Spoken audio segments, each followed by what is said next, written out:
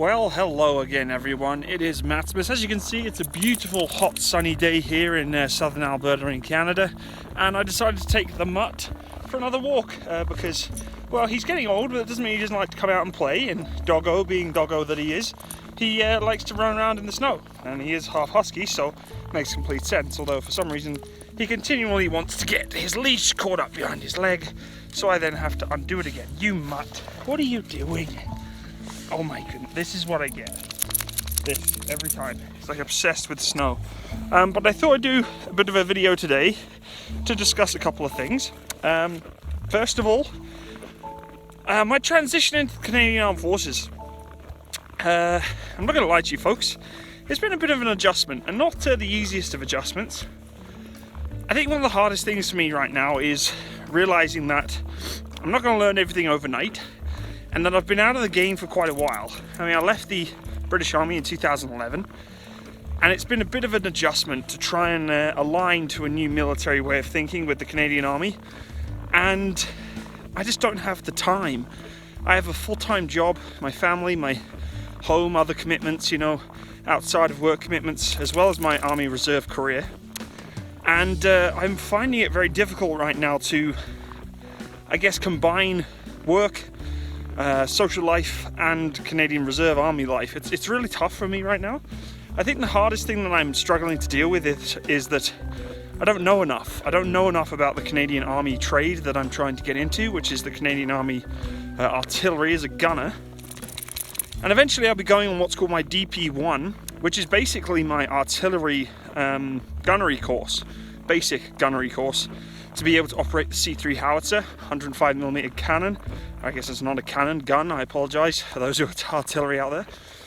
And you know, a lot of the younger soldiers in the unit that I'm a part of, very switched on, really good bunch of guys. I have a fantastic unit that I'm a part of, very proud to be a part of, in fact. Blessed to have such a great bunch of guys and girls there. But it is very difficult for me, it's a bitter pill to swallow to, you know, not know the core competencies and skills that these guys know off by heart, because a lot of these guys and girls, you know, are still in school and their education is flowing through them all the time.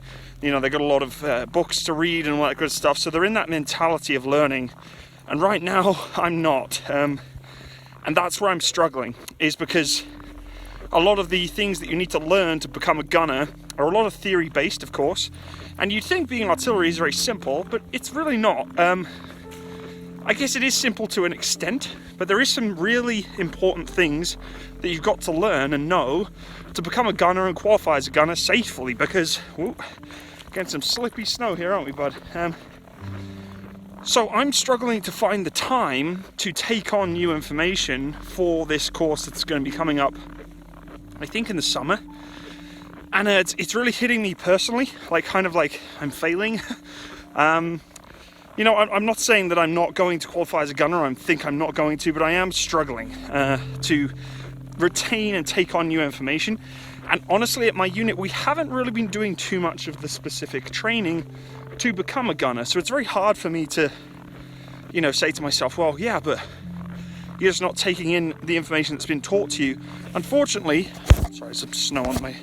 Unfortunately, I just feel we're not getting enough information given to us on a weekly basis, because there's so many other things to do and there's only so much time that you have to do it.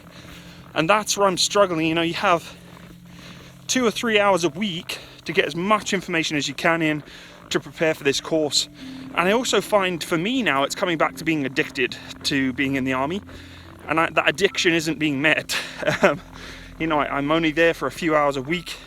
Unfortunately, I wasn't able to attend the weekend exercise that we had recently because I didn't have all of my kit issued to me yet. Still waiting on my uniform and gear, cold weather gear and all that sort of stuff. So that's kind of tough to take on board too, because I really want to involve myself with the reserves more, but I can't due to my own limitations or limitations out of my control. So that's really hard to adjust to right now.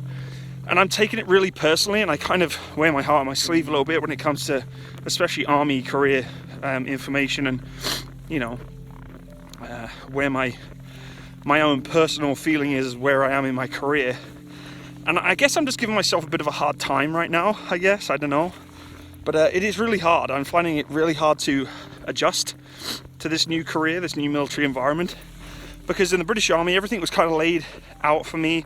I had a clear goal, you know, training was concurrent. I was always involved in it 24/7 because that was my job. And the Army Reserves isn't really my job, it's a secondary job. And I go to work my normal job and I just feel like, why am I not doing my passion all the time, you know, being in the Army? And of course I can't join the full-time military anymore, just for the fact that I have a family and it's just not the commitment that, you know, my family's willing to adjust to. So I've got to kind of work around it. And maybe that's a bit of the problem too, is, you know, I'm trying to work two different lifestyles into the same one, and it's not going to happen. It's never going to have, you know, you're not going to get 100% Army lifestyle with 100% civilian lifestyle. It just doesn't work, and I think I'm trying to do that. And of course that's an impossibility. Getting hot here, folks. Getting hot in here.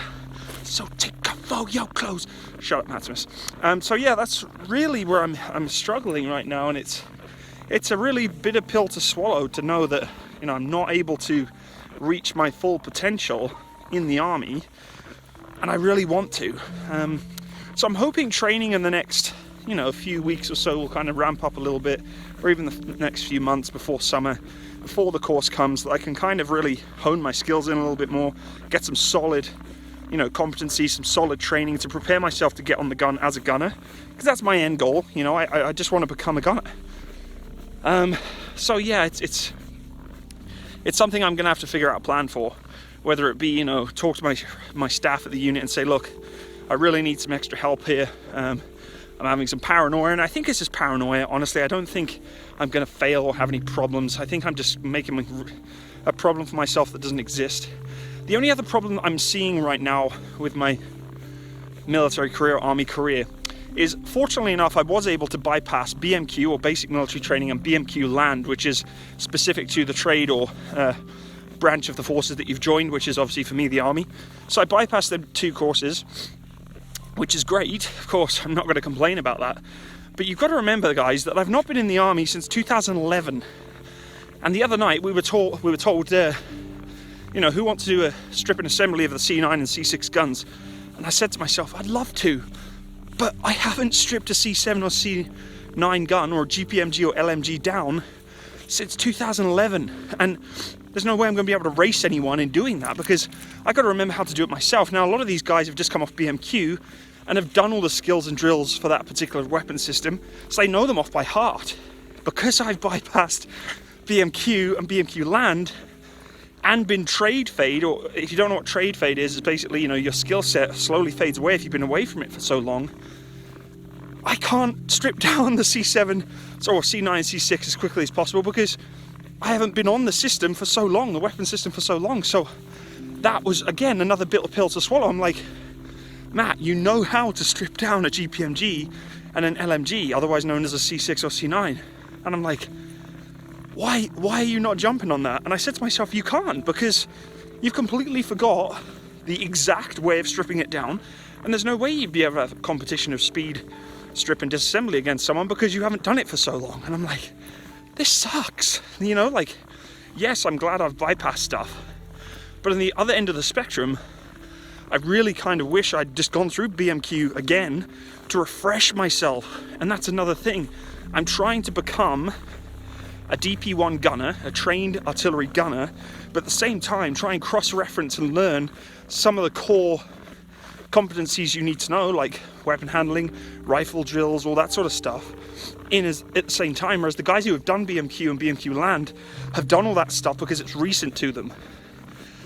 You know, I'm glad I don't have to do all that bullshit again of, you know, bed inspections and all the shouting and all that crap. I did a year of basic training. I think I deserve to have that bypassed, but it would be nice to just have, you know, maybe a couple of extra hours a week that I could ask or request to just go over some of the, you know, differences between weapon systems and skills and drills that we have between the British Army and the Canadian Army. And I think that's another thing that's really eating me inside, is I can't keep up with two different mindsets, you know, like, yeah, you know everything, we bypassed you of everything, so you should know what you're doing. But the same instance, I don't, because I've been away from it for so long with trade fade, since 2011. So again, my self-esteem is just like, Matsimus, what the hell's going on? You should know how to strip a C6 and C9. But at the same instance, I can't give myself too much of a hard time because I've been away from it since 2011. Now I know stripping and assembling the guns is not difficult, it's not hard. But in a competitive stance, trying to do it efficiently and quickly, you need practice to do that. And I haven't practiced for so long. So, you know, it's really tough. We're going to turn around here because I hate going down this way. There's loads of houses and it's just awkward. We'll go back the way we came. Come on, pup. Look at him, happy as could be. Happy as Larry. Hi, doggo. Tank is happy as could be. That's what he does when he doesn't want his leash on his face. He'll just rub himself against me and then covers my lower area with husky hair. And if you're wearing black clothing, that's never a good time. So anyway, yeah, so that's a really tough thing I'm trying to deal with at the moment, folks, and I'm struggling, I'm not gonna lie. I'm trying to balance two different lifestyles that are just not fitting well together, and hopefully it'll adjust in the near future. Honestly, I think it's just me giving myself too much of a hard time. I think I'm just really kind of making a problem that doesn't exist, you know. I'm sure if I talk to my battery staff or, you know, troop staff, they wouldn't have this concern about me. I think it's just my own personal self-esteem that's kind of being hit by, you know, not knowing what I should know in the basics, and then moving on to the more advanced stuff with the DP1, just not having the time to do it. So let's hope in the near future that changes. In other news, recent news, I've been looking around on YouTube a little bit recently at some of my favorite military YouTubers. There's a competition that started. Best military YouTuber of 2018. And I guess I wasn't nominated, so whatever, you know, it is what it is. Carl Gott, if you don't know who he is, he has a YouTube channel. He did a bit of a call out to all the military YouTubers and their supporters to make kind of a competitive streak between who is the best YouTuber on YouTube. Unfortunately, I wasn't put on there, so, you know, it is what it is. I think it's very heavily Americanly based. There's a lot of American tubers there. The British YouTube community and Canadian military YouTube community is very, very minor. Without tooting my own horn, I think I'm one of the biggest British veteran YouTubers out there. I don't know of many others. We do obviously have Zero Foxtrot, Name's Nico, Master Tate Callum. Who else? We have, gracious me, oh goodness, I forgot his name. But anyway, we got a number of us out there in the mob squad, sorry.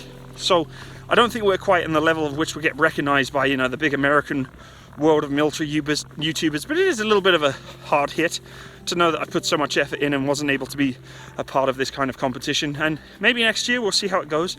But you know, actually it's a fantastic marketing move by Carl with his YouTube channel. I think he's got close to 200,000 subscribers. Fantastic, smart move. Well done, bravo, buddy. Calling out all different YouTube channels to kind of come together and make this competitive game where we cross-reference who's the best. Yeah, that's going to get you a lot of views, a lot of different you know, different traffic from different sites and different channels. So it's a really smart move on their part. And all of those who have been nominated, congratulations. Matt Ward, I know he's one of my favorite American YouTubers, along with Zed Mills, a very good US Marine. Of course, I think JT Suits is in there too somewhere, I'm sure. So good luck to all you folks. Hope you do really well. I'm sure Combat Veterans on there also, and some other big time YouTubers. So congratulations to those who did get nominated. And if any of you follow those channels, make sure you get clicking and liking and tweeting and all that craps. Kind of get them promoted up in the competition there. Maybe next year for me, we'll see, I guess. We're not too big at the moment. Pardon me. Whew, too much Tim Hortons. Yowzers, that was a big burp. A bit of sick in my mouth there. Hold on. There we go.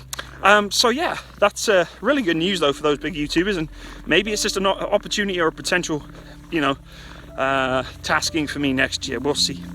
So anyway, folks, that's pretty much it for me today. Just a small time chat and just to talk about a couple of things going on in the background for Matsimus in his life. Tank is doing fine, guys. I know a lot of you have been asking about how Tank is. He's doing just great, as you can see. He's perked up, happy, tails wagging. He's a good, happy dog. Especially in this weather, this is what he loves. So it's just his life in the snow.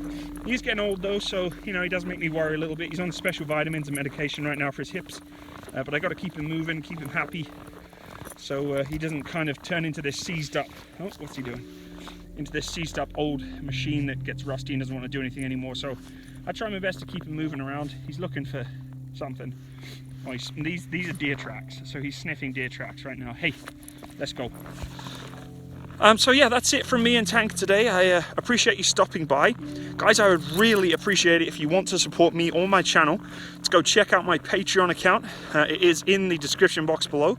I also have a PayPal link, so if you don't really want to do the whole Patreon thing, you want to support me on PayPal, then that's really appreciated. And that's really it for today, folks. Leave me a comment, leave me a like, and check me out on Facebook, add me in as friend. I don't use it much, but if you want to speak to me on there, feel free to. Also, last but not least, check out my Discord. If you want to come chat on a day-to-day basis, play some games, or just hang out and share some fun times and stories, check out my Discord. It's in the link below. Download the software, make an account, log in, and come join my server, the Legion, and we'll all have a chat. Anyway, folks, thanks again for joining me, and goodbye from sunny Canada.